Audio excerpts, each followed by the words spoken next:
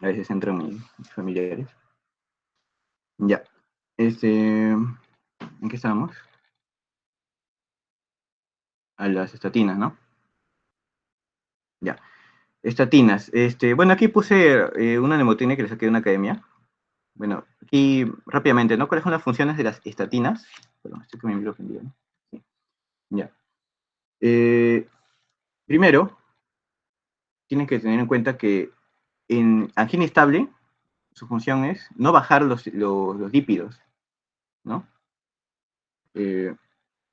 ¿Cuál es su función principal? Estabilizar la placa, ¿ya? Estabilizar la placa. También pueden prevenir las trombosis. eh, su función también es disminuir la placa de ateroma, ¿no? Que está principalmente formada por LDL. Bajan la inflamación, ¿no? Con su mecanismo pleiotrópico, ¿no? Y también hacen también vasodilatación, ¿no? Abren los vasos. Aquí es la A de abren, ¿no? Ahora, en el caso de la revascularización, o sea, ¿a quiénes vas a revascularizar? Una angina estable se da tratamiento médico, es cierto, pero si es que no responde al tratamiento médico o es un paciente que está muy severo, muy severamente comprometido, entonces lo revascularizas, ¿ya? Entonces, ¿cuáles son las dos formas de revascularizar? Mediante cardiología intervencionista, o sea, angioplastía, haces un cateterismo y entra una guía. La guía tiene un globito y el globito por afuera tiene un stent, ¿no? Entonces el globo se infla, el stent se abre y luego el globo se desinfla y se saca, ¿no? Entonces la angioplastía es una forma de revascularizar. Otra es el bypass, que ya es cirugía. ¿Ya? El cirujano de tórax y cardiovascular hace un injerto que usualmente lo más frecuente es que sea con una vena, la safena interna, pero lo ideal es que sea con la torácica interna, mamaria interna. Y así conecta la aorta, la conecta con una coronaria, distal a la obstrucción, ¿ya?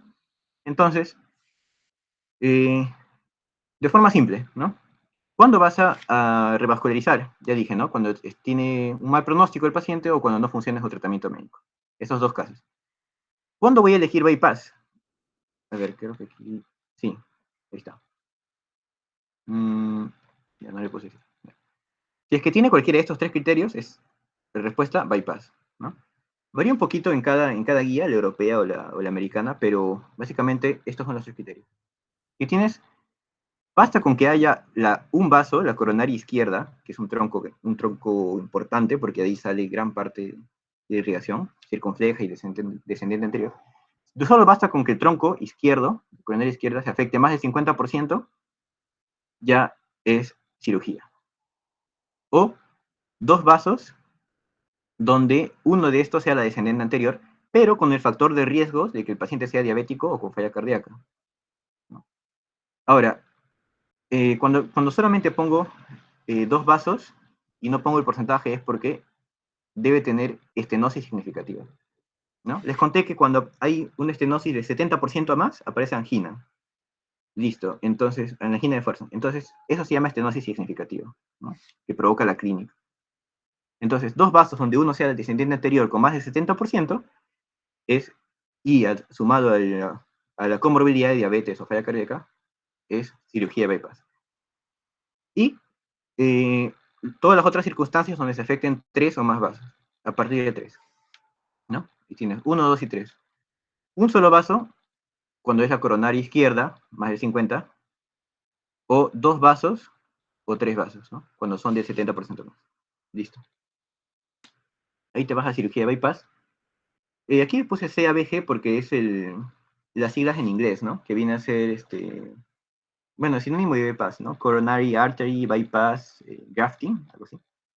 Es como injerto de bypass de arteria coronaria. Ya está. Hay aquí una comparación, una pequeña comparación. ¿Por qué es mejor la arteria que la vena? Porque la arteria a los 10 años permanece más permeable. Mira, 85% no se cierra de las arterias a los 10 años.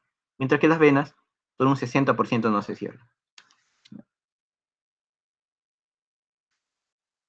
Una pregunta, ¿no? Señale la respuesta correcta en relación al dolor torácico por isquemia miocardio.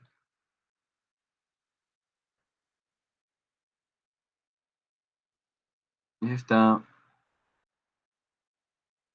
un poco directa, ¿no? O sea, pero aquí te están preguntando, no, están incluyendo conceptos de enzimas que vamos a ver en un ratito.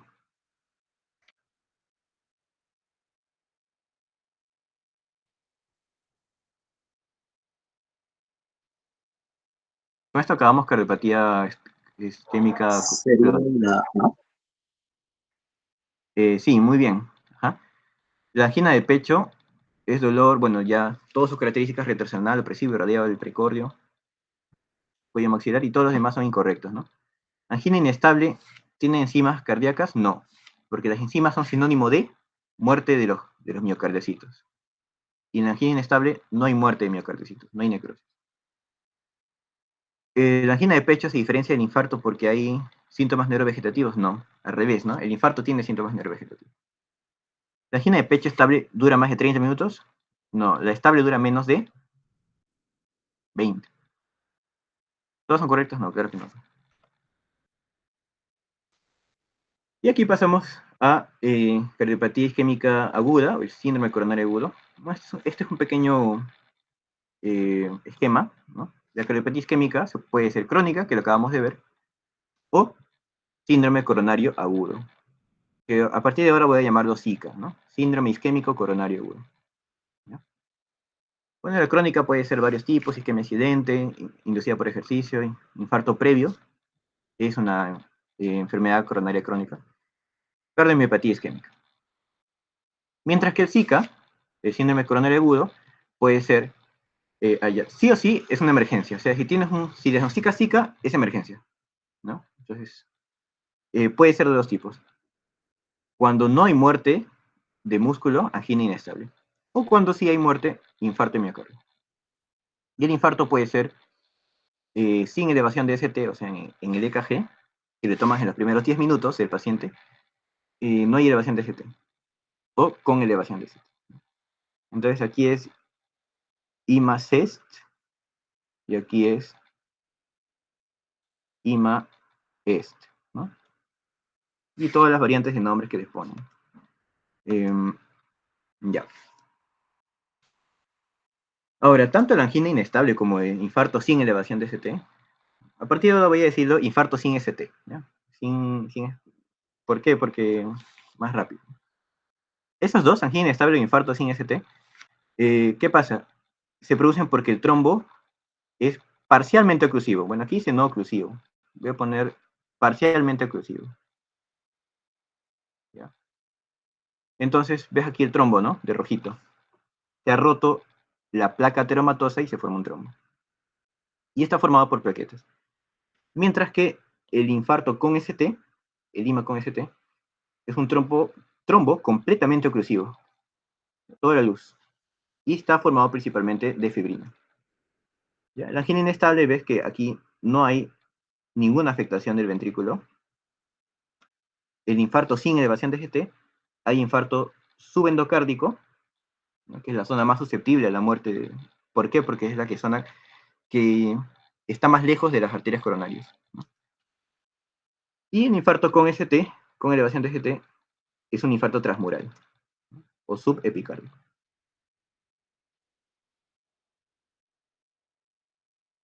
Ya está.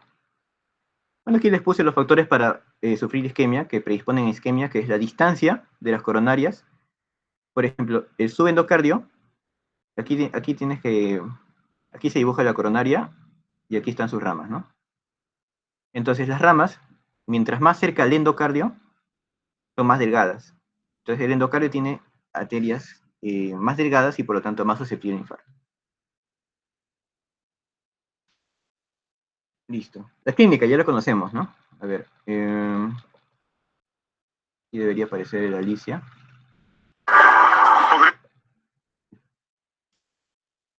Me escribe, me parece. Sonido muy alto, ¿no? Ya. Clínica. Ya conocemos, ¿no? El alicia rápidamente se hace en emergencia. La A de aparición, que es la dimensión de tiempo, ¿no? Aparición, usualmente en reposo, no necesita un esfuerzo, y que dura más de 20 minutos. ¿Ya? Localización, ya conocemos, retroesternal, típico de cualquier angina. ¿Ya? Intensidad, usualmente es moderada o alta, va a depender, ¿no? Si es que es angina o es infarto, angina inestable o infarto. El carácter, como toda angina, es opresivo. Irradiación, igual, desde el cuello, desde la mandíbula hasta el epigastrio, y de espalda también. Y los acompañantes o atenuantes o equivalentes. Bueno, en este caso hay que resaltar los equivalentes, porque en personas diabéticas, el equivalente anginoso más frecuente es la disnea, ¿no? La disnea o disnea. La falta de aire es lo que más va a reemplazar el dolor en el caso de un diabético, ¿no? ¿Por qué? Porque una neuropatía que tiene, entonces ya no siente dolor, pero sí va a provocar falta de aire. Otros que puede tener son epigastralgia, ¿no? En el caso de infarto de cara inferior. ¿Ya? Y sumado a esta angina, a este dolor anginoso, está la descarga simpática, ¿no? Quiere decir todos los síntomas simpáticos principalmente. También puede haber parasimpáticos. Por ejemplo, nerviosismo, diaforesis, ¿no? Taquicardia. Listo. Bueno, aquí les puse, a ver si no suena tan alto, ¿no? Cuando viene un paciente diabético al hospital con epigastralgia. Podré no tener cerebro, caballeros, pero tengo una idea. Muy importante porque esto clásicamente es lo que confunde a los que no están tan familiarizados con infartos. Si un diabético te viene con epigastralgia, no es dispepsia, no es indigestión. Puede ser un infarto, ¿no? Si un diabético viene con epigastralgia, puede ser un infarto, ¿no? Entonces, muy importante saber los equivalentes anginosos. ¿Cuáles son? Disnea, súbita, obviamente, ¿no? Epigastralgia, cansancio súbito también, un malestar general súbito. Bien, voy a retroceder eso, voy a quitarle el volumen a esto. ¿Cuál es la fisiopatología de los Zika? La ruptura de placa, o el accidente de placa de forma más precisa, porque el accidente puede ser ruptura o erosión, ¿no? Hay una diferencia mínima, pero de forma práctica es accidente o ruptura. ¿Debido a qué? A la placa inestable, una placa que tiene poco colágeno, poca capa fibrosa. Se rompe fácil y forma un trombo y provoca el Zika. Entonces el Zika, ya conocemos, puede ser con un trombo parcialmente oclusivo o con un trombo totalmente oclusivo. ¿Ya? Si es parcialmente oclusivo, hay dos escenarios, ¿no? Angina inestable o infarto de miocardio sin elevación de ST. ¿Ya? Y aquí está. Tú clínicamente solo diagnosticas Zika. Y lo que debes hacer es pedir en los primeros 10 minutos, que es el tiempo puerta EKG, ¿sí? El tiempo máximo que te debes demorar en pedir un EKG, desde que el paciente pasa por la puerta del hospital, ¿no? Tiempo puerta EKG. Ya está. 10 minutos. ¿Qué le pides? EKG. Y luego, diferencias, si es que no hay elevación de ST, por ejemplo, aquí hay una depresión de ST, ¿no? Y aquí no hay nada, ¿no? Bueno, hay una T invertida, ¿no? Pero no hay elevación de ST. Se llama Zika sin elevación de ST. O el caso contrario, cuando ese punto, la unión entre el final del QRS y el inicio del segmento ST, ¿no? Que es el punto J, aumenta en casi todas las derivaciones un cuadrito, ¿no? 1 milímetro. Solo basta con que sea 1 milímetro. En B1 y B2 es distinto, ¿no? Pero, entonces, si este paciente con Zika tiene elevación de ST, sí o sí es infarto, ¿no? O sea, no tienes todavía un valor de troponinas, pero ya puedes decir que es infarto.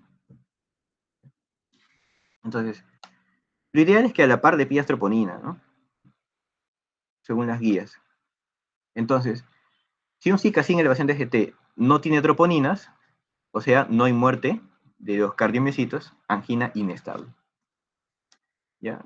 Y aquí hay algunos ejemplos, ¿no? Angina en reposo, angina progresiva, reciente, post-IMA o prismetal son inestables. Pero si el Zika sin elevación de GT sí tiene troponinas, que son enzimas de muerte miocárdica, se llama infarto sin elevación de GT o subendocárdico. Y como es subendocárdico, solo una parte, la parte más interna de la pared, se muere. Y entonces, con el tiempo, no va a provocar la formación de la onda Q. Se llama IMA no Q. ¿Ya? Con el tiempo, ¿no? No lo vas a ver en una emergencia, vas a verlo después. O sea, vas a ver que después no genera la onda Q. En cambio, si tu paciente tiene Zika, ¿no? Por toda la clínica nada más, la clínica y los factores de riesgo, y el EKG te muestra elevación de ST, es infarto, aunque no le hayas tomado troponinas. ¿Ya? Pero obviamente la troponina va a salir muy alta, ¿no? Mayor al percentil 99. Listo. Y se llama infarto con elevación de ST, o infarto transmural. Y como todo el grosor de la pared se muere, allí sí. ¿Qué pasa? Cuando le tomes EKG, sabes que los electrodos son como observadores, son un ojito, ¿no? Son observadores. Entonces, un observador, que son los electrodos, miran la actividad eléctrica del corazón. Entonces, van a ver los vectores saliendo, porque sabes que los vectores de activación del músculo cardíaco, ¿cómo son? Del endo al epicardio, de esta forma. Pero la zona muerta no genera electricidad. Entonces, el observador, que es el electrodo, que aquí lo he dibujado, estoy en la parte derecha, ¿sí? El observador no va a ver nada de esta zona, ¿no? Tú sabes que si un observador ve, o sea, un electrodo ve que la flecha se acerca, la onda es así, ¿no? Positiva, como esto, ¿no? Pero, en este caso, como la zona está muerta, el observador va a ver el lado contrario del ventrículo, el lado contrario del corazón. Y va a ver que las flechas se alejan. Y si las flechas se alejan, son negativas. Se dibujan de forma negativa, o sea, así, ¿no? Fíjate aquí, en esta onda, voy a ponerlo con azul, ¿ya? Aquí que estoy señalando en la esquina, esta onda Q es pronunciada, profunda y ancha. Esa es la onda Q patológica. Por eso el infarto con elevación de CT también se llama infarto Q, IMA Q. Ya está. Uno de los siguientes datos clínicos no es característico del infarto de ventrículo derecho. Ah, me faltó precisar esto, mira. Aquí justo lo escribí y no lo llegué a... O sea, lo... Voy a ponerlo en naranja ya. Aquí, en la parte de la izquierda. Aunque estoy... Ya. El ventrículo derecho, cuando se infarta, da ciertos síntomas. Son síntomas de falla cardíaca derecha. O sea, todo lo de falla cardíaca derecha. Ingurgitación yugular, ¿no? ¿Qué más? Hipotensión. ¿Qué más? Hepatomegalia, porque se hincha, se ingurgita el hígado también. Se llena de sangre venosa, hepatomegalia. Y toda la clínica de falla cardíaca derecha. ¿Ya? Muy importante. Si tienes infartado con hipotensión, es ventrículo derecho. ¿No? Ventrículo derecho. ¿Cuál de los siguientes datos clínicos no es característico de infarto de ventrículo derecho?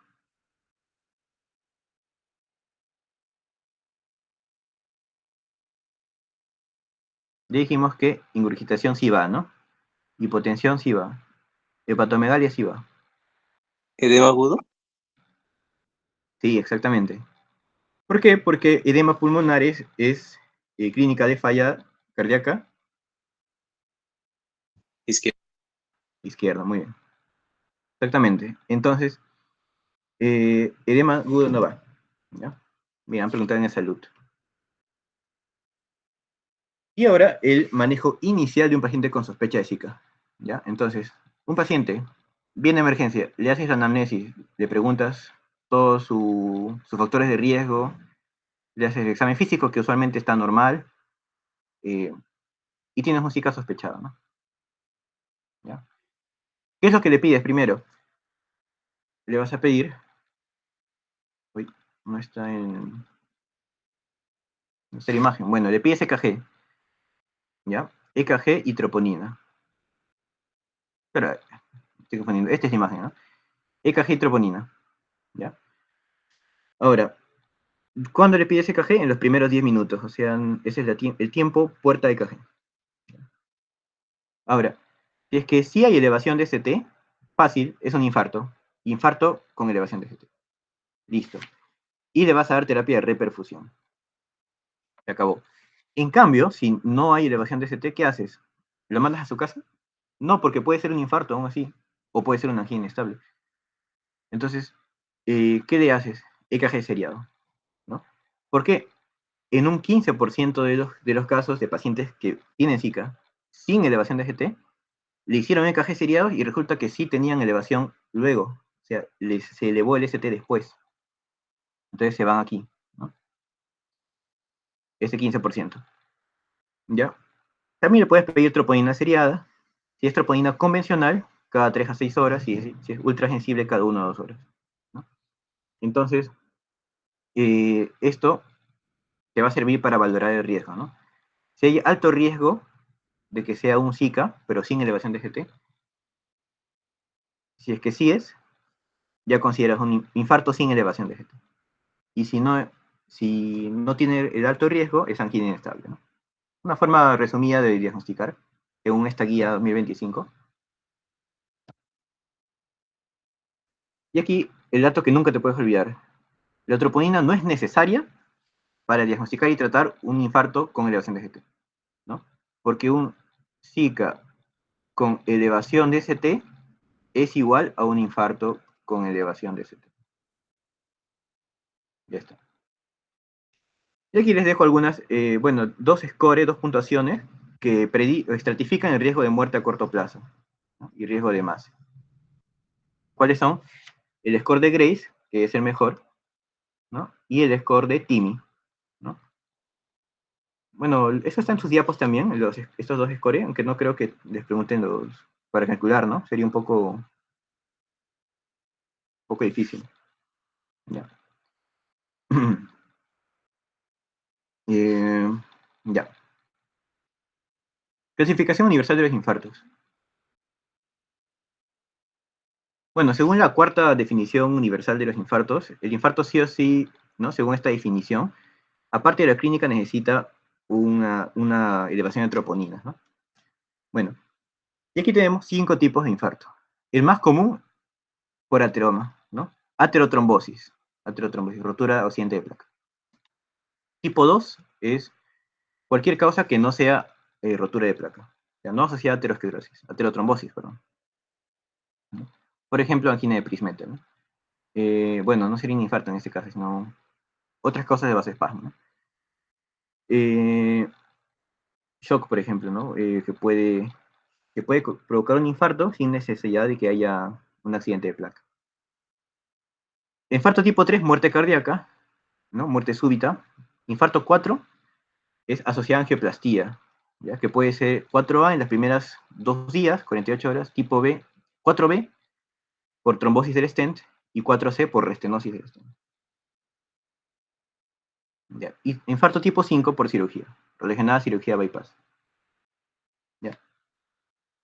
Y ahora, algo importante que son los biomarcadores cardíacos, que también suelen preguntar. Vemos que teóricamente, que no se usa en la práctica, pero el más precoz en elevarse es la mioglobina, ¿no? En menos de 3 horas o en las 3 primeras horas ya se está elevando, ¿no? Mioglobina. Luego están las troponinas, que pueden elevarse a las 6 horas. Entonces las troponinas demoran un poco, pero son las que más se usan, son las más útiles. Troponina T y troponina I. ¿Ya? La T dura más tiempo, como puedes ver. Su curva es más alta al día 6. Realmente las troponinas pueden durar hasta 14 días. ¿no? 10 a 14 días. 7, 10, 14 días. Ya, voy a usar el CPK-MB, ¿no? La creatinfosfoquinasa, fracción MB, ya, se eleva más o menos también como la troponina, pero cae al tercer día, fíjate. Segundo o tercer día. Y otros como el aspartato aminotransferasa y la LDH también pueden elevarse, ¿no? Entonces, voy a hacer con rojo. ¿Ya?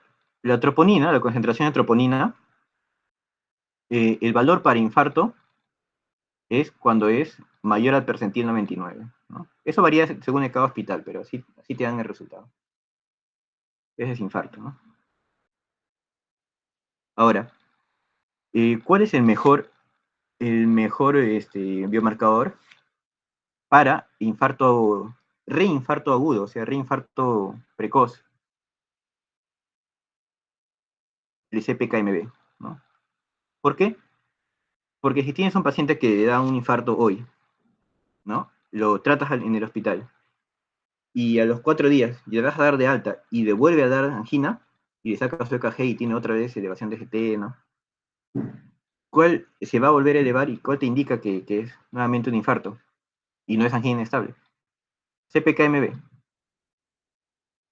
Porque lo normal es que ya haya bajado al segundo o tercer día. Entonces, si al cuarto día ya le vuelve a dar infarto, le vuelve a dar angina y se eleva el CPK-MB, es reinfarto, ¿no? Troponina no te sirve en ese caso, ¿por qué? Porque se mantiene elevado más de una semana, ¿no?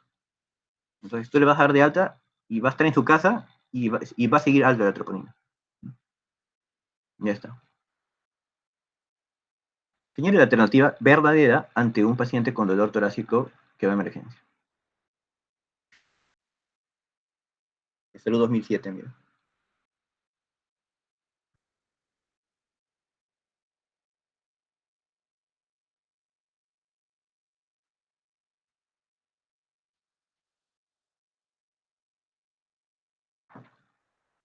La A.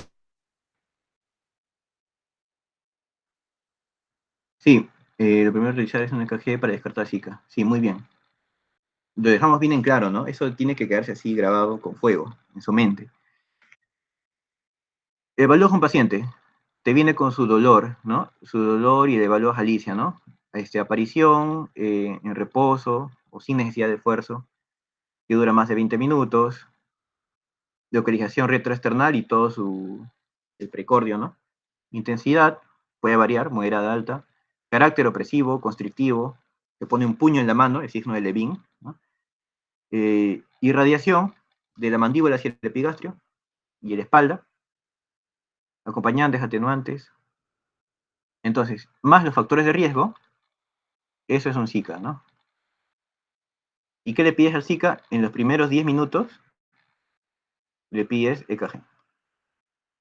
Y adicionalmente puedes pedir troponina, ¿no? Pero principalmente EKG. Listo. Este es un semáforo, bueno, no es tanto semáforo porque no hay verde, ¿no? Pero es una flecha que te va a ayudar a ver los grados, ¿no? Las etapas, las fases de la cardiopatía isquémica en el EKG, ¿no? Entonces, ¿qué pasa aquí? Si en la etapa inicial de que ocurre la isquemia, perdón, el trombo, la cardiopatía isquémica, solamente le llega poca sangre al miocardiocito, entonces hay isquemia, ¿no? Luego, mientras más el miocardiocito pase con isquemia, se va a lesionar. Y por último, se muere, ¿no? Entonces, necrosis. Ahora, ¿qué pasa aquí? Tienen distinto representación en EKG, ¿ya? Tienen distinta representación. Cuando hay, ya. Cuando hay isquemia, ¿qué pasa con la onda T? La onda T es invertida simétrica, ¿no? O sea, aquí ves una inversión de onda T. Sabes que la onda T tiene la misma polaridad que el complejo QRS, ¿no? Si el complejo QRS es así, positivo, la onda T también es así. Pero si lo ves invertido, complejo QRS positivo y onda T negativa, inversión. isquemia. ¿Ya? La lesión o la injuria, también se llama injuria, ¿ya? Injury, ¿no? Injuria. Hay una desnivel de ST, un supradesnivel o elevación de ST, ¿ya? O sea que un paciente con Zika con elevación de ST todavía no tiene necrosis, no, no tiene, pero es un infarto en proceso. Por eso ya tú asumes que es un infarto y le das revascularización, ¿no? Por más que luego en el transcurso y en la investigación veas que no era un infarto, que era un Takotsubo, ¿no? Cualquier cosa, tú ya lo salvaste ya si es que era infarto, ¿no? Ya si al final era Takotsubo, inclusive siendo Takotsubo, tiene la misma, casi una mortalidad muy semejante a la de Zika, mortalidad intrahospitalaria semejante al Zika, ¿no? Ya. Y la necrosis es onda Q, ¿no? Una onda Q que viene a ser patológica. Esta es la onda Q patológica. Lo normal es que la onda Q sea pequeña, sea estrecha, así, ¿no? Esta es la onda Q. Pero si es una onda Q grande, profunda, ancha, y ocupa y representa gran parte de la altura de la onda R, esta es la R, ¿no? Y esta es Q, como esta. Entonces es patológica y representa una necrosis, o sea, el corazón ya se murió y quedó una cicatriz ahí, ¿no? Y aquí están sus datos en el EKG, ¿no? Más de un cuadrito y más de un tercio de la altura de onda R. Listo. Y aquí está la fisiopatología de la onda Q que ya te la expliqué, ¿no? Hay una zona muerta que atraviesa todo el grosor del ventrículo que se llama ventana, una ventana eléctrica. Y la ventana eléctrica le permite ver al electrodo la otra pared, donde las flechas, los vectores se están alejando. Y como se alejan, se grafica de forma negativa. Y por eso la onda Q es más negativa y más ancha. Bueno, en la práctica, de forma práctica se dice que si tienes un Zika y en el EKG te sale bloqueo completo de rama izquierda, es equivalente a una elevación de ST. E igual lo pasas arriba escuelas. Listo. ¿Qué onda? En el EKG se observan los cambios producidos por isquemia miocárdica. ¿Sí? La onda T. Sí, muy bien.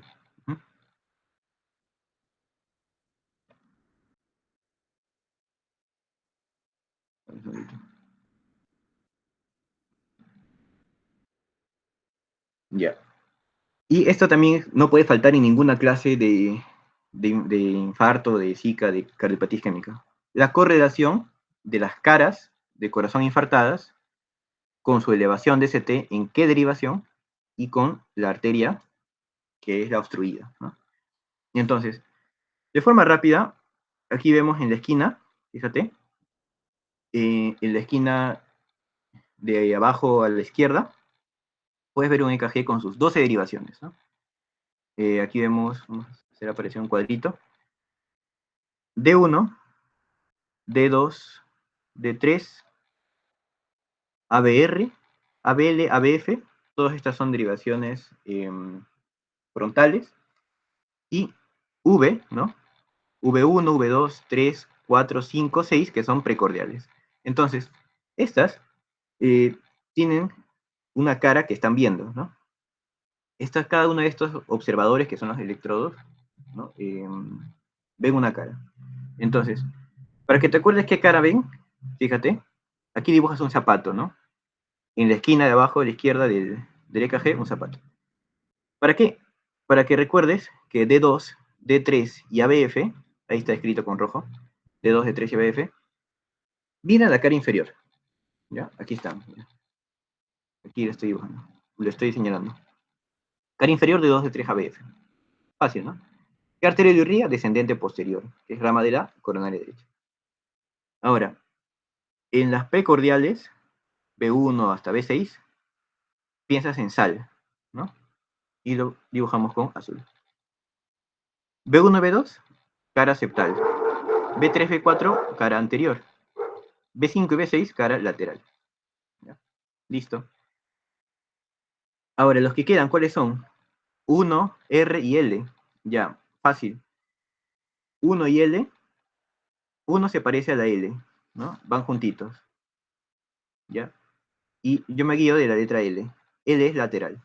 Y aquí está, mira. D1 y ABL, cara lateral. Ahora, para que me acuerde que es lateral alta, fácil, mira. ABL le pongo un ta. Alta. Listo. D1 ABL, lateral alta. ¿Cuál es, miren, la lateral baja? B5 y B6. La sal, ¿te acuerdas? Listo. Y ahora, entonces ya tienes inferior, D2, D3 ABF, el zapato. Lateral alta, D1 y ABL, ¿no? Lateral baja, B5, B6. Fácil. Ahora, ¿cuál era la arteria que más se afectaba por la arteria coronaria que más se afectaba por la aterosclerosis? La descendente anterior, ¿ya? Por eso la arteria descendente anterior también se llama clásicamente la arteria hacedora de viudas, ¿no?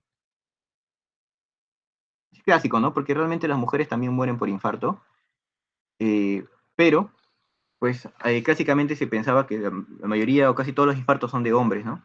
Y pues por eso, ¿no? Como la descendiente anterior es la que se obstruye, es la que mata al esposo y hace viudas. Listo. Descendiente anterior la que más se infarta.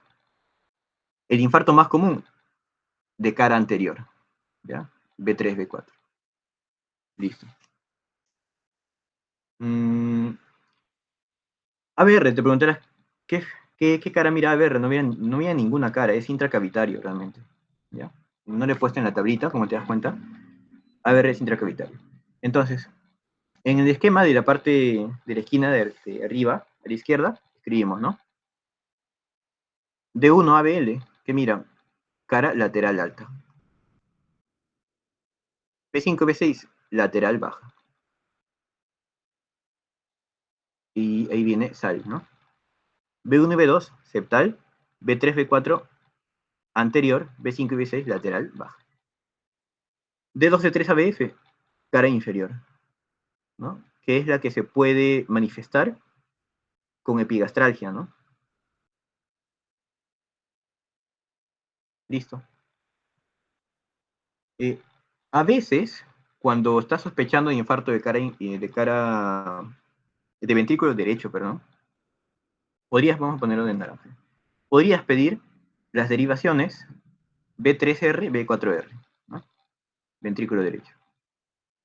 ¿Cuándo? Cuando ves afectación de la cara inferior. ¿Por qué? Porque la cara inferior es irrigado por descendente posterior, que es rama de la coronaria derecha. Y el ventrículo derecho es irrigado por la coronaria derecha, ¿no? Listo. Y aquí te escribo ABR intracavitario. Intracavitario. Por eso es que sus QRS son negativos y todas sus ondas son negativas. Así, ¿no? ¿Cómo es? Así, así, así y así, ¿no? Es ABR. Todo negativo. ¿Por qué? Porque sabes que los vectores se van de adentro hacia afuera, del endo al epicardio. Y como la derivación ABR es como si estuvieras dentro del corazón, todos los vectores se alejan de él y se ven negativos. Por último, una pepa que te va a ayudar, te puede ayudar para exámenes de competencia, tienes que pensar en los espejos, ¿no? Una elevación en una derivación a veces se ve en otra derivación que es su espejo como una depresión, el ST, ¿no? Entonces, cuando ves una depresión, voy a ponerlo de morado, ¿ya? O de azul. Una depresión del ST en la cara septal equivale a una elevación del ST en la cara posterior. En otras palabras, una depresión de ST en la cara en B1, B2 puede ser un infarto de cara posterior, porque hay elevación de ST. Y podrías pedir B7, B8, ¿no? Que son derivaciones de cara posterior. Entonces ahí te puse el leoncito, bueno, ya lo conoces, ¿no? El gato se ve al espejo, se cree que es león, ¿no? Entonces aquí ves una derivación septal, o sea, B1, B2, lo ves con depresión de ST. Pero en su espejo, que es B7, B8 cara posterior, hay una elevación, infarto posterior. ¿Ya? No te olvides de eso. Esto simplemente es un EKG que te muestra un infarto, ¿no? Aquí puedes ver en D1, elevación, DST. ABL, también. B3, B4, B5, B6 también. Acuérdate. ¿El zapato dónde está? D2, D3, ABF, ¿no? ¿Hay infarto allí? No, no hay infarto inferior. ¿La sal dónde está? Precordiales. Septal B1, B2, anterior B3, B4, lateral B5 y B6. Fíjate, hay infarto anterolateral, ¿ya? Antero y lateral baja, ¿no? Pero también en D1 y ABL, que es lateral alta. En otras palabras, es un infarto de cara anterolateral. Lateral alta y baja, ¿no?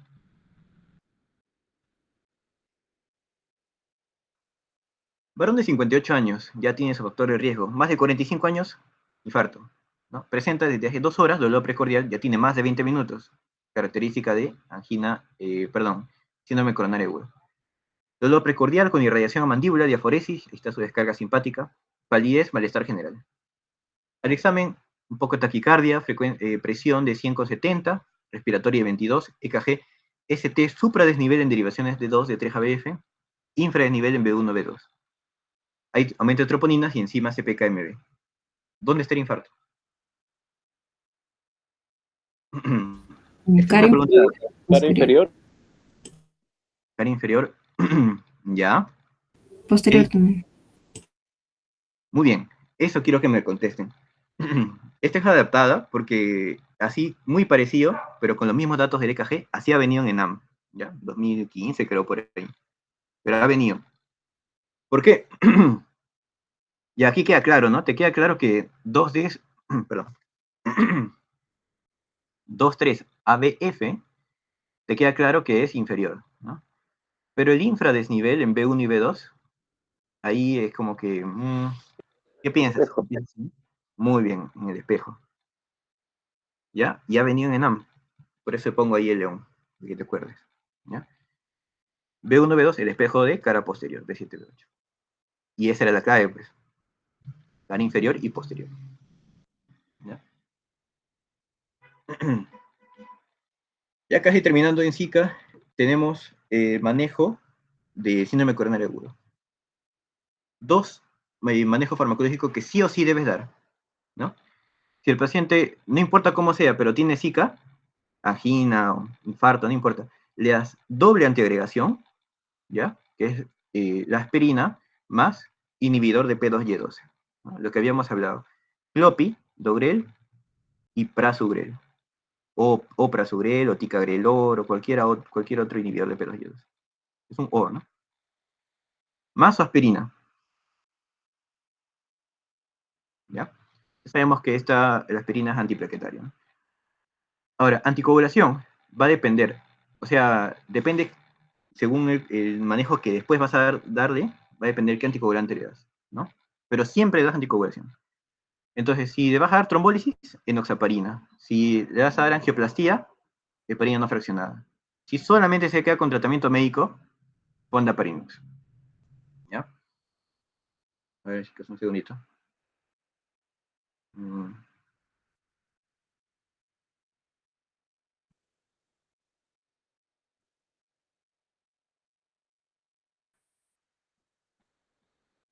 Viendo.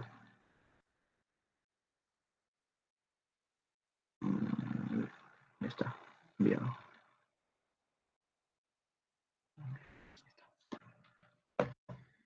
Ya está. Ahora, bueno, en caso que el paciente aún tenga dolor, le das analgesia, ¿no? Que es lo que la mayoría de casos, ¿no? De primera línea, nitroglicerina, sublingual o intravenosa, ¿no? Pero siempre ten en cuenta que está prohibido la nitroglicerina, que es un venodilatador, está prohibido en infarto derecho, de ventrículo derecho. O sea, paciente con infarto e hipotenso, o con ingurgitación, o con hepatomegalia. Por eso es muy importante fijarte en la clínica, ¿no? ¿Por qué? Porque si le das nitroglicerina y tiene infarto derecho, lo matas, ¿ya? Entonces, o que está con hipotensión, o que recientemente ha consumido los famosos,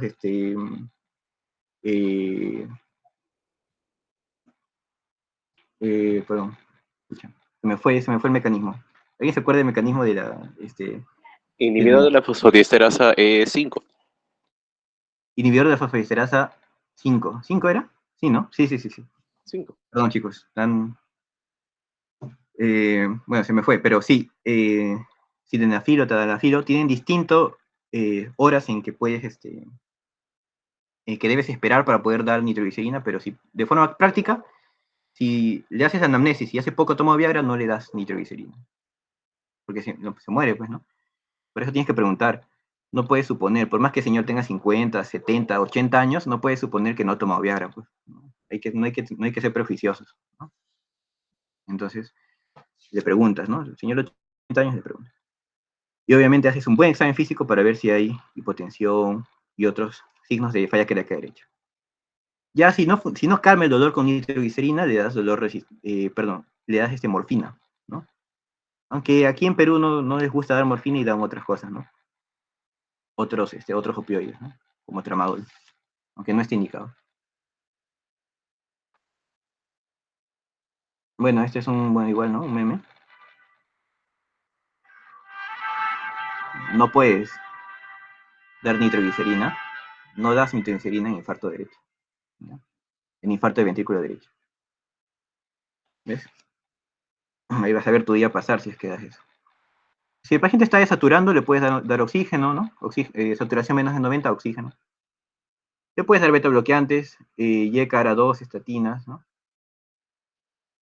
Pero los más importantes, sí o sí, antiagregación doble y anticoagulación. ¿Por qué? Porque baja la mortalidad y se da a todos. El resto, analgesia, oxígeno y otros, solo si lo requieren, si es sintomático, ¿no? Porque no bajan la mortalidad. Ahora, resulta que el manejo definitivo va a ser la reperfusión, ¿sí? ¿En quiénes vas a dar reperfusión? Solo en infarto con elevación de ST, nada más, nada más. Entonces, tienes infarto con elevación de ST, das reperfusión. ¿Por qué? Porque en infarto sin elevación de ST no te va a dar ningún beneficio porque es un trombo que se ha formado como como una gelatina, le llaman, ¿no? Los doctores. O sea, inclusive si le das fibrinólisis en un IMA sin ST elevado, puedes matarlo incluso al paciente, ¿no? ¿Con qué? Con hemorragias o con eh, obstrucción más distal, ¿no? A donde estaba inicialmente el trombo. Listo. Entonces, reperfusión es el manejo definitivo. ¿Cuál es el elegido del rey? Angioplastía, ¿no? O intervención coronaria percutánea. Tiempo puerta-balón es 120 minutos, ¿no? Tiempo puerta-balón. ¿Qué significa tiempo puerta-balón? Desde que entra al hospital hasta que lo tratas, ¿ya? Tiempo puerta-aguja, 30 minutos, ¿ya? Ahora, el tiempo en que le haces el diagnóstico de infarto con elevación de ST. Y no le puedes dar angioplastía, y entonces le das fibrinólisis.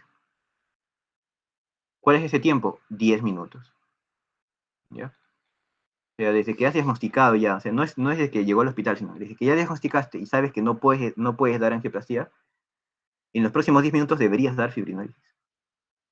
Pero el tiempo puerta-aguja, o sea, desde que entra al hospital y le hace fibrinólisis es 30 minutos, menos de 30 minutos.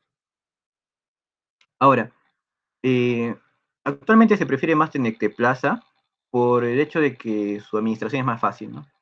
Pero pues, se puede dar tenecte o alteplasa. ¿Cuál es la ventana terapéutica? ¿Qué significa ventana? ¿Alguien puede decirme qué significa ventana terapéutica?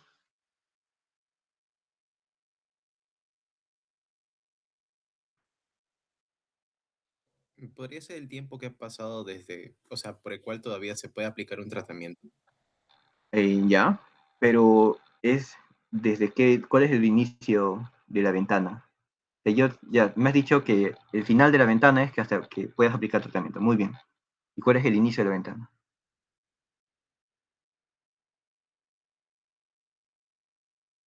Ya yo les digo, ¿ya? Es desde que inician los síntomas. Distinto al tiempo puerta balón, puerta aguja, que es desde que entra el paciente al hospital, ¿ya? Ventanas desde que inicia, o sea, si el señor tuvo su infarto hoy a las 11 de la noche, martes 5 de mayo, a las 11 de la noche, ¿cuál sería su máximo periodo en que se puede tratar con reperfusión? Las 11 de la mañana del 6 de marzo, ¿sí o no? 12 horas. Si yo lo quiero tratar mañana a las 12 de la tarde, del mediodía, no sirve para nada. Ya pasó la efectividad de la reperfusión y por más fibrinólisis, angioplastia que le hagan, no va a servir, ¿no? Ya, entonces, esa es ventana, desde que inicia los síntomas hasta que lo tratas. ¿Ya? Debería ser aquí menos de 12 horas, ¿no? ¿Ya? Entonces, en cambio, puerta aguja es desde que entra al hospital hasta que le pones su aguja, ¿no? Su fibrinólisis, que es endovenoso. Ya está. Entonces, bueno, este meme de Fernand Flo simplemente es para que te acuerdes que el mejor tratamiento de reperfusión es el PCI, ¿no? Intervención coronaria percutánea o angioplastía. Ya, y lo que queda, la fibrinólisis, ¿no? Ya está. Bien, preguntita. Varón de 59 años va a por dolor torácico opresivo, inicio súbito. Ya. 30 minutos, 8 de 10. Diabético, hipertenso, tabaquista, hace 20 años. Saturación 96, no está desaturando. Estable hemodinámicamente. O sea, su presión está normal. Frecuencia cardíaca normal. No hay congestión pulmonar. El EKG muestra elevación de 75 milímetros en cara anterolateral. Troponina mayor que el valor normal. Ahí te dicen, normal menos de 14, está en 290. ¿Cuál es el tratamiento? De elección. De elección.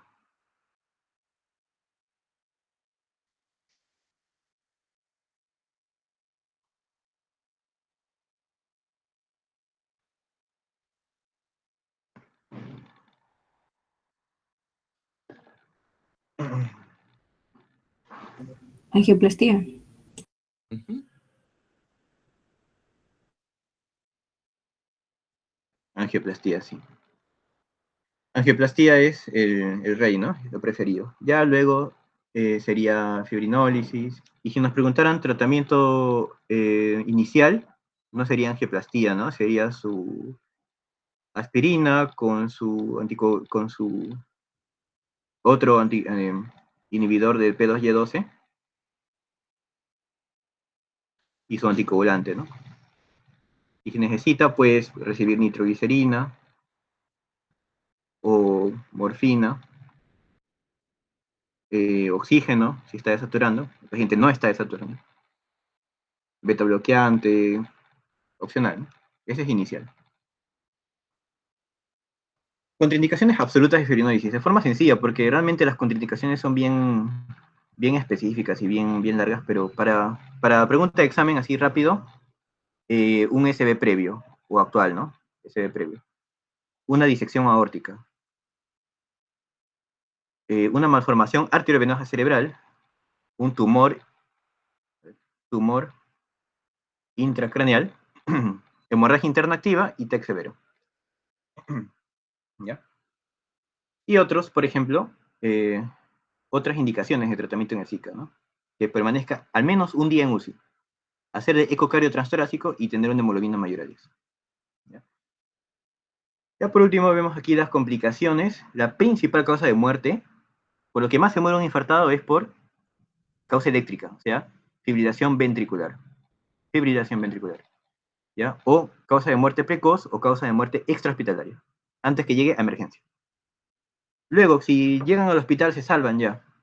Se salvan de la muerte de fibrilación ventricular, pero dentro del hospital se mueren por shock cardiogénico. ¿Ya? No he escrito. Bueno, aquí, shock cardiogénico. Bueno, puse 40% porque es el porcentaje de necrosis que debe haber en el ventrículo izquierdo para que haya shock cardiogénico. 40%. Y los scores o puntuaciones de Killip-Kimball y de Forrester. Killip-Kimball te clasifica la falla cardíaca, ¿no? Entonces, Killip-Kimball 1 no hay signo de falla cardíaca izquierda, mortalidad 5%. 2, falla cardíaca moderada, crépitos, ingurgitación, ¿no? 10% de mortalidad. KILIP 3, ya hay falla cardíaca severa, hay EPA, edema pulmonar, mortalidad 40%. Y último, KILIP 4, shock cardiogénico, la mayoría se muere, ¿no? Ya que estamos hablando un poquito de la mortalidad, recuerda que, bueno, esto es algo como didáctico, pero no es exactamente así, pero sí muy similar. La mortalidad, en el caso de los varones que sufren infarto, es 1 en 3. O sea, de 3 que se infartan, 1 se muere. Pero en las mujeres, por más que ellas se infarten menos, entre comillas, porque están protegidas por los estrógenos, si se llega a infartar a una mujer, es muy probable que se muera. 1.8 de cada 2 mujeres infartadas se mueren. Entonces no sobreviven. Aparte de que no les da mucho infarto, también las que les da infarto no sobreviven y no la cuentan. Entonces es menos probable de que se conozcan, ¿no? El infarto. Ahora, Forrester Diamond te separa los grupos de pacientes según el índice cardíaco, con punto de corte 2.2, y presión en cuña pulmonar de 18 milímetros de mercurio, ¿no? Entonces, grupo 1, grupo 2, que es edema pulmonar, 3 shock hipovolémico y 4 shock cardiogénico. Ahí está el esquema, voy a pasar a esto así un poco rápido. ¿Cuál es la causa más frecuente de muerte por infarto de miocardio prehospitalario?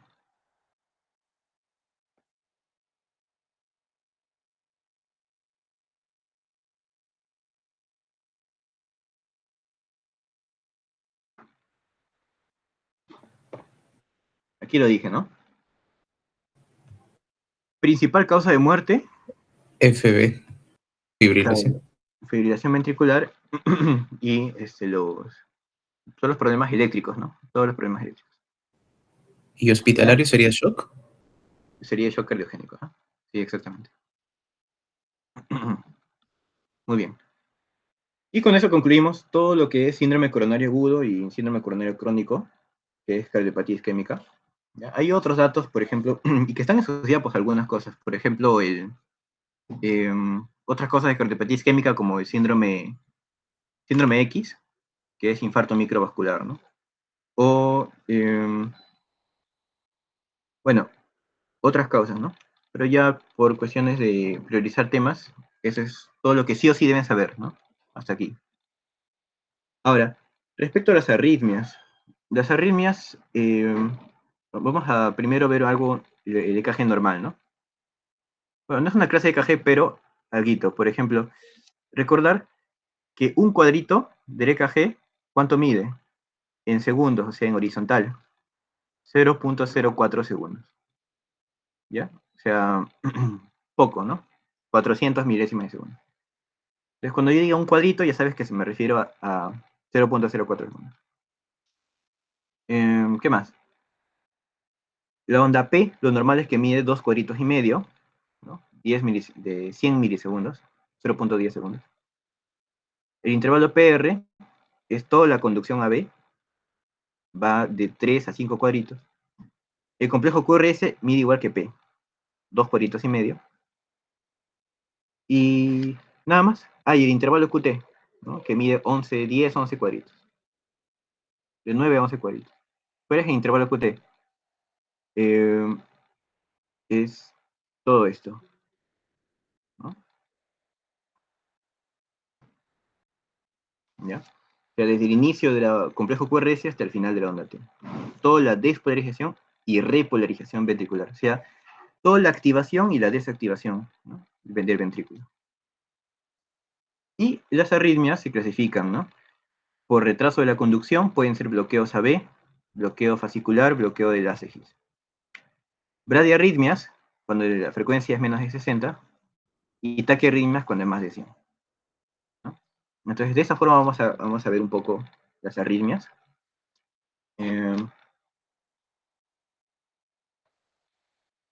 Segundo.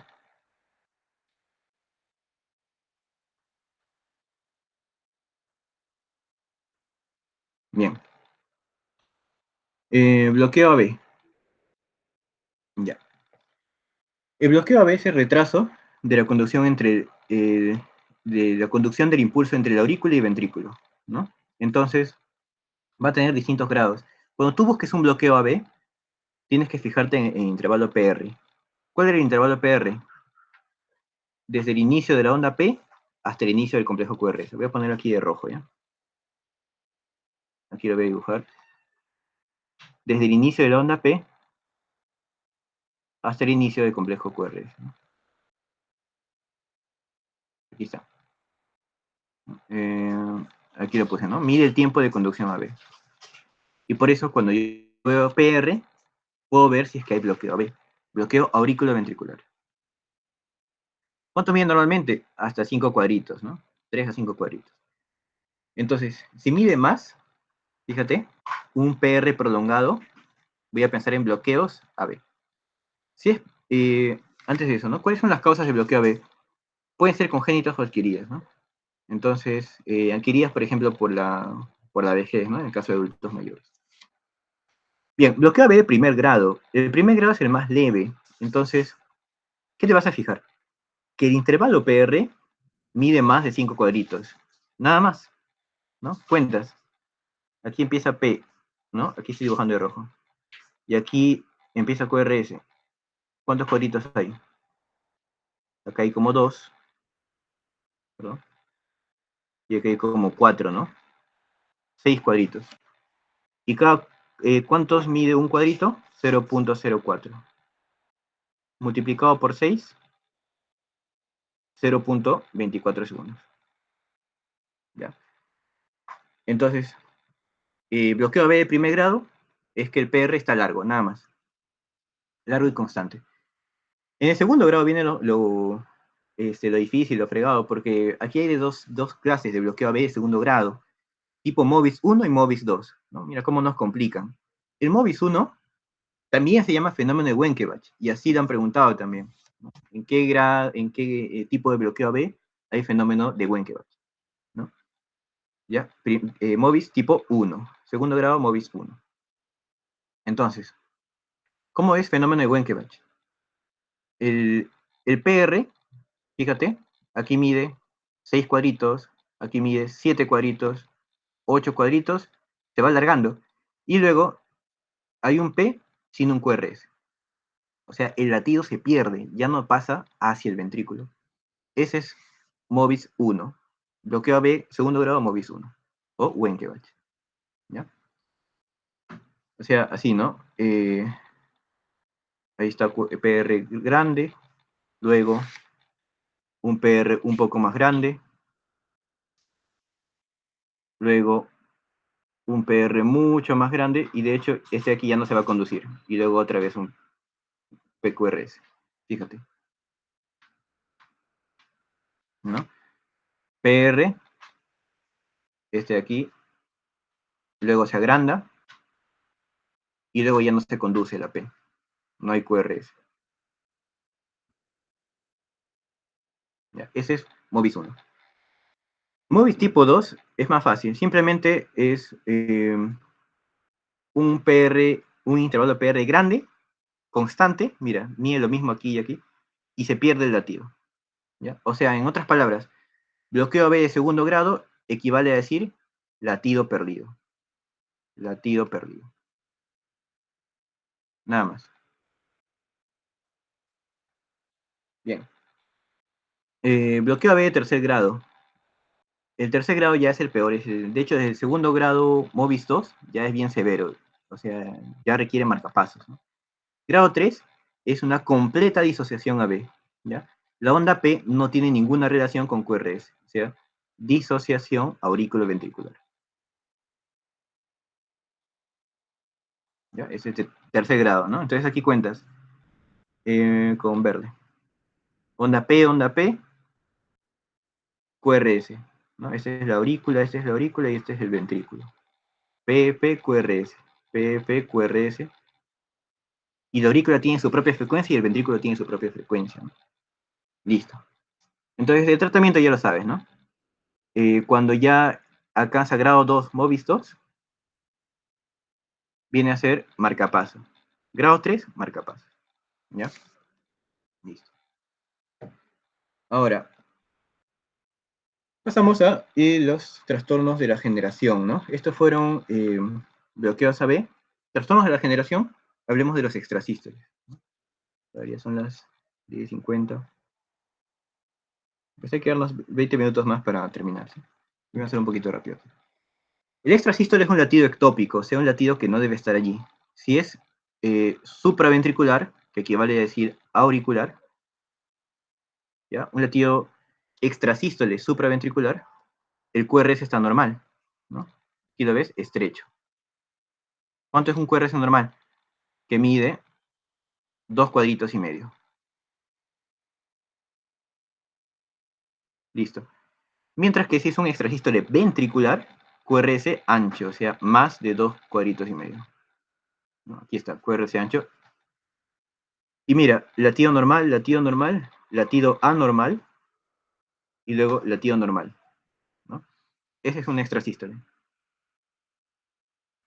Ya. Y los bradicardia y taquicardia sinusal. En el caso de la taquicardia, tenemos que reconocer que puede ser fisiológico, ¿no? Perdón, la bradicardia puede ser fisiológico. Mira. La bradicardia es cuando la frecuencia cardíaca es menor a 60. Ritmo sinusal se refiere a que la onda P es positiva en D1 y D2, ¿no? Y cada onda P le sigue a un complejo QRS. Ya está. Hay onda P y luego un complejo QRS. Listo. Entonces, una bradicardia sinusal, cuando la frecuencia cardíaca es menor a 60, puede ser por hipotiroidismo, puede ser por hipotermia, puede ser por hipertensión endocraniana, la triada de Cushing, puede ser por medicamentos, por ejemplo la morfina o los beta bloqueantes, pueden provocar bradicardia sinusal. O un infarto de cara inferior también, ¿no? Bradicardia sinusal. Listo. Entonces, aquí están las características, ¿no? Taquicardia sinusal, frecuencia más de 100 y ritmo sinusal. Puede ser en el caso de los deportistas, cuando están en reposo, ellos tienen perdón. La bradicardia sinusal es de los deportistas. Aquí están los deportistas. Estoy confundiendo. La taquicardia también puede ser fisiológica, cuando hay ansiedad, cuando haces ejercicio, o en el embarazo es una taquicardia sinusal fisiológica. O por enfermedades como el hipertiroidismo, la fiebre, la anemia, ¿no? También el shock, la tirotoxicosis en general, ¿no? Cualquier elevación de hormonas tiroideas.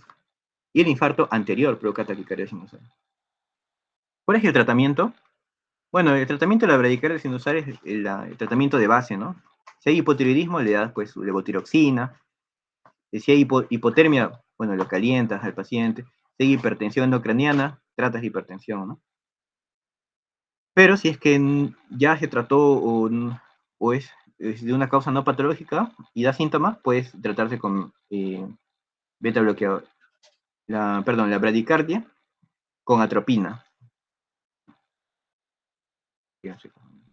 Bradicardia con atropina, porque es un antimuscarínico, ¿no? Sabes que la bradicardia es por estimulación parasimpática de los receptores muscarínicos tipo 2. Entonces su tratamiento es con antimuscarínico. Sulfato de atropina. Isoprenalina y marcapaso también podrías poner.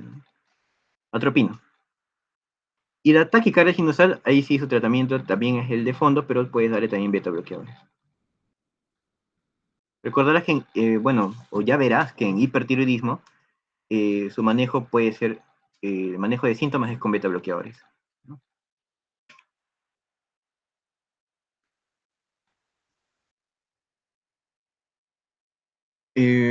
Ritmos auriculares, la taquicardia paroxística supraventricular. En el caso de la taquicardia paroxística supraventricular, recordemos que tiene una taquicardia mayor, ¿no? De 140 a 220. Es regular y se produce por reingreso, circuito de reingreso. ¿Cuál es la clínica de la de la taquicardia paroxística supraventricular. Su clínica, como las arritmias, palpitaciones, ¿no? Palpitaciones, puede llegar a síncope también, ¿no? Síncope, pero todo de forma súbita, ¿no? Palpitaciones súbitas. Listo. ¿Cuál es el tratamiento de la taquicardia paroxística supraventricular? El de primera línea es el masaje, la maniobra vagal, ¿no? Masaje del seno carotídeo. Ya, si no funciona, podrías darle adenosina, que es el primer fármaco, ¿no? Que se le da. Adenosina. Puedes dar también calcio antagonistas, amiodarona. Y como tratamiento quirúrgico definitivo es la ablación con radiofrecuencia.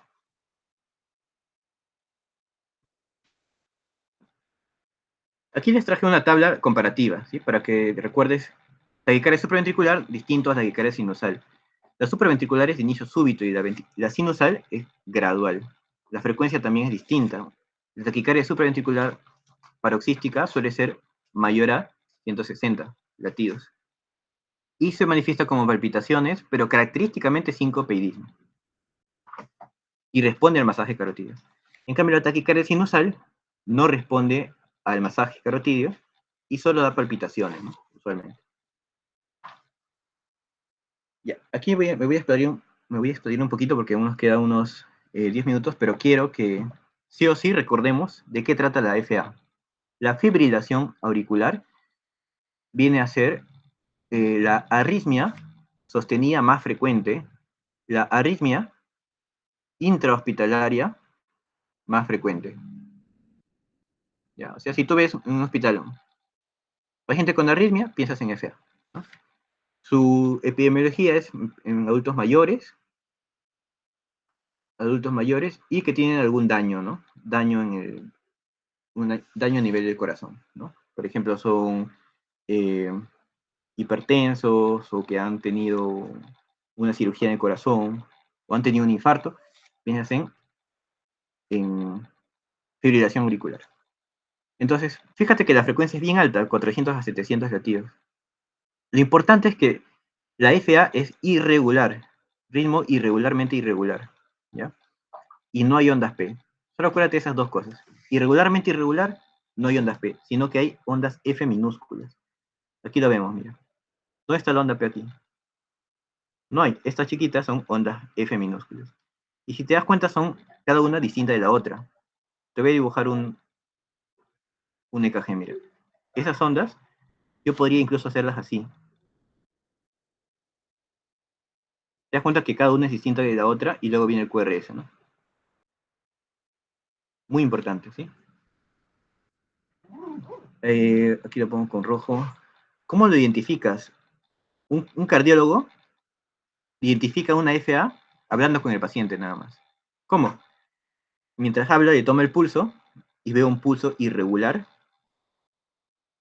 y es casi seguro que es FA. Y si no estás seguro con eso, le auscultas el corazón y ves que la frecuencia cardíaca es mayor al pulso. Eso se llama pulso deficitario.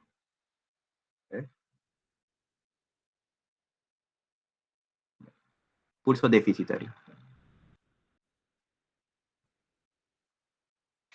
Ya está. Bueno, rápidamente, la fibrilación, cuando se diagnostica, evalúas. ¿Está estable? Si no está estable hemodinámicamente, o sea, hipotensión, ¿no? O trastorno de sensorio. Si no está estable, si está inestable, haces cardioversión eléctrica, ¿no? Siempre en una arritmia con inestabilidad hemodinámica, o sea, más fácil arritmia con hipotensión, cardioversión eléctrica. Pero si sí está estable, entonces le puedes dar un tratamiento farmacológico, ¿no? Lo primero que haces es controlar la frecuencia cardíaca. Aquí está. ¿Ya? Puedes darle, si es que no tiene falla cardíaca, como ves aquí, FEBI menor a 40, no está con fracción de eyección reducida, le das beta bloqueante, o digoxina, diltiazem, verapamil. Pero si sí tiene falla cardíaca, beta bloqueante o digoxina. Ahora, luego también debes hacer la anticoagulación, ¿no? Anticoagulación. Primero, si está estable, le haces control de frecuencia. Y luego, control del ritmo, ¿no? El control del ritmo va a consistir en lo siguiente. A ver. No está en este esquema, ¿no? Bueno, va a ser así. El control del ritmo va a depender. El punto de corte es 48 horas. Si el paciente tiene su episodio de fibrilación auricular menos de 48 horas, le vas a dar cardioversión farmacológica, ¿ya? De frente. Pero si tiene más de 48 horas, le das anticoagulación 2 a 3 semanas, ¿ya? Y luego le haces cardioversión farmacológica. Listo, ¿no? ¿Con qué le haces cardioversión farmacológica? Voy a ponerle azul. Igual, no va a variar si es que tiene insuficiencia cardíaca, si hay fracción de eyección reducida y tal. Si no hay insuficiencia cardíaca, le puedes dar flecainida, ¿no? Flecainida, y si sí tiene insuficiencia cardíaca, le das amiodarona. Y también lo anticoagulas. Igual, 2 a 3 semanas. Entonces, al final, siempre vas a anticoagular, ¿no? Entre comillas, ¿no? Realmente eso no es así. Vamos a ver que hay un criterio para anticoagular. Pero lo que sí tienes que recordar sí o sí es que controlas la frecuencia. Si no está inestable hemodinámicamente, controlas la frecuencia y luego controlas el ritmo. Y luego, a la vez, o antes de controlar el ritmo, haces anticoagulación. Ya, esos tres. Ahora, ¿cuándo decido anticoagular o no? Con el CHA2-VASc, ¿no? El CHA2-VASc es una puntuación que evalúa todos estos factores de riesgo, ¿no? Falla cardíaca congestiva, hipertensión, edad más de 75 años, que te da 2 puntos, diabetes, ACV, 2 puntos, enfermedad vascular, edad de 65 a 74, y sexo femenino, ¿no? Si es que, bueno, esto es lo clásico, ¿sí? Si es que eras anteriormente al varón, ¿no? Les calculabas el CHA2-VASc, y si el varón tenía al menos, aquí voy a poner el varón, tenía al menos un punto, le dabas anticoagulación. Y a la mujer, si tenía al menos 2 puntos, anticoagulación. ¿Ya? Actualmente se sabe que, lo que ha cambiado es que se ha eliminado la categoría de sexo femenino del CHA2-VASc desde el 2024, y ahora se considera para todos esto, ¿no? Mayor o igual a 2, anticoagulación. ¿Por qué? Porque se demostró que el sexo femenino no era un factor de riesgo independiente para trombosis. ¿Ya? El CHA2-VASc, ¿qué mide? El riesgo de trombosis. Entonces, si tienes mucho riesgo, le haces anticoagulación. Listo. Pero a la vez que lo anticoagulas, puedes provocar el riesgo de hemorragia. Entonces está el Hasbled, ¿no? El Hasbled, que en inglés es, tiene sangrado, ¿no? Hasbled, igual, mide el riesgo de hemorragia. ¿Ya? Entonces, si tienes un Hasbled menor a 3, das warfarina, y si tienes de 3 a más, das otros, ¿no? Otros anticoagulantes, ¿no? Dabigatran, que bloquea el factor 2, rivaroxaban, que bloquea el factor 10. ¿Qué factores de coagulación bloquea la warfarina? Los dependientes de potasio, ¿no? Perdón, de vitamina K. ¿Cuáles son? 1927, ¿no? O sea, el factor 2, 7, 9 y 10. Ya. Eso también vienen, ¿no? Preguntan qué factores son los dependientes de vitamina K, o y qué factores actúa la warfarina. Bien, en contraposición a la FA está el Flutter. En el Flutter, las ondas, tampoco hay ondas P, pero es una frecuencia regular, frecuencia auricular regular. O sea, las ondas F, que en este caso son F mayúsculas, estas son las ondas F, son muy parecidas, fíjate. Estas ondas se parecen a estas, se parecen a estas, a estas. Y los intervalos RR, este es RR, son constantes, ¿no? ¿Ya? Y además que el flutter suele ir con bloqueo AB, ¿no? Lo que pasa es que para que, o sea, como dato final, en esta diferencia entre flutter y FA, entre flutter y fibrilación, siempre debes comparar el intervalo RR, ¿ya? Y revisa si es que las ondas F, minúsculas o mayúsculas, se parecen, ¿ya? ¿Qué más? Porque esto te va a diferenciar. Si las ondas F son distintas, es FA. Y si se parecen las ondas F, es flutter. ¿Ya? ¿Por qué? Porque incluso un flutter puede ser irregular. Podría ser irregular, ¿no? Por más que aquí diga que lo más frecuente es regular, ¿no? Esto de aquí, llévense, ¿ya? Y acabando, los ritmos ventriculares, la taquicardia ventricular, es cuando hay muchos extrasístoles ventriculares, ¿no? ¿Te acuerdas de extrasístole? Que es un latido feo, QRS ancho, ya. Cuando hay 3 extrasístoles a más, ya se llama taquicardia ventricular, ¿ya? Criterios, frecuencia de 100 a 220, es una taquicardia, ritmo regular generalmente, no hay onda P y QRS ancho. Fácil, ¿no? Dibujas ondas feas, por ejemplo, yo dibujo esto ya, mira, eso, esto, así y así, ya. Esa es una taquicardia ventricular. Cuando hay de distintos tamaños y formas, es una taquicardia ventricular polimórfica, ¿ya? Y se llama torsades de Pointes. Aquí lo vemos, ¿no? Bueno, aquí les puse el logo de Arctic Monkeys, que se parece mucho al torsades de Pointes, ¿no? Realmente es un logo de una banda, ¿no? No es un EKG. Aquí está igual, ¿no? Taquicardias ventriculares. Ya por último, este es lo último, síndrome de Wolff-Parkinson-White. 2 criterios. Perdón, hay una triada clásica, ¿no? PR corto, o sea, intervalo PR, que es desde el inicio de la onda P hasta el inicio del complejo QRS. O sea, esto mide menos de 3 cuadritos, ¿no? PR corto, aquí está menos de 0.12 segundos. QRS ancho, esto de aquí. Y ondas delta, que es esta onda de aquí. Es como una jorobita que le forman al complejo QRS, ¿no? ¿Cuál es el origen del Wolff-Parkinson-White? Un haz aberrante, que es el haz de Kent, ¿no? Que conecta aurícula con ventrículo, aquí lo vemos, ¿no? Entonces, el latido atraviesa esta zona, ¿ya? Y el ventrículo se contrae antes, ¿no? Listo. Preguntas de arritmias. Creo que les puse 4, ¿no? Este es de Residentado Médico 2022, ¿no?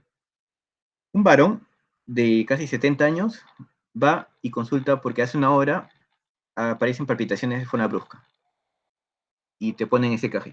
¿Qué es?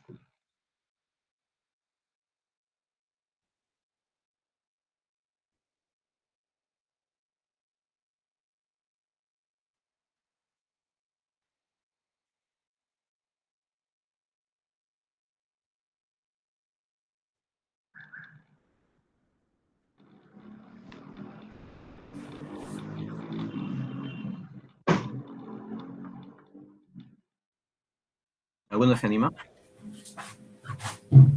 Parece fibrilación, pero también se ve muy regular. Podría ser flote. Se ve muy regular, ¿no? Sí. Y hay Ya. ondas grandes. Ya. Esto viene de Residentado 2022, hace 4 añitos. Mira, lo que les enseñé aquí, aquí lo voy a resaltar como resaltador amarillo. ¿Ya? Esto es lo más frecuente, ¿no? O sea, si las ondas F son distintas, es FA. Y si son muy similares, es flutter. También te ayudas con el intervalo de RR irregular, ¿no? A ver, ¿cómo está el intervalo de RR? Cuentas, ¿no? Aquí ves, aquí hay 5 cuadritos, aquí hay otros 5 y aquí hay 2 más, 12. Y aquí, a ver, 5, 5 y 4. Aquí hay 12 y aquí hay 14, ¿no? Esto parece un 0, no es un 0, es un cuadrito, ¿ya? 12 cuadritos, 14 cuadritos. Está bien, ¿no? Voy contando mal. Sí, está bien. Entonces te das cuenta que no es igual, ¿no? Es No es irregular. regular. Ya, aquí la clave era, Sí, como bien has dicho, fibrilación. sí, FA. Muy bien. Esa es la clave. ¿Cómo te ayudas también? Porque las ondas F Son son diferentes. distintas. Muy bien. ¿Ah? Listo. Wow, esta es la única pregunta que no pude transcribirla. Perdón, chicos.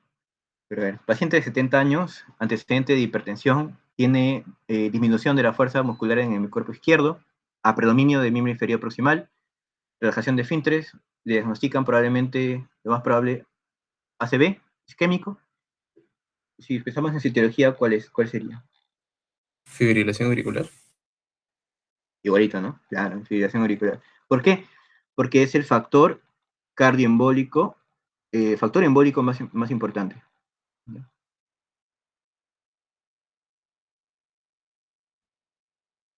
Paciente de 20 años, mujer, que va a emergencia por palpitaciones intensas de inicio brusco, regular, con duración de pocos segundos. El antecedente del episodio del mismo día, la primera posibilidad diagnóstica es TPCB. taquicardia paroxística supraventricular. ¿Por qué? Principalmente porque la palpitación te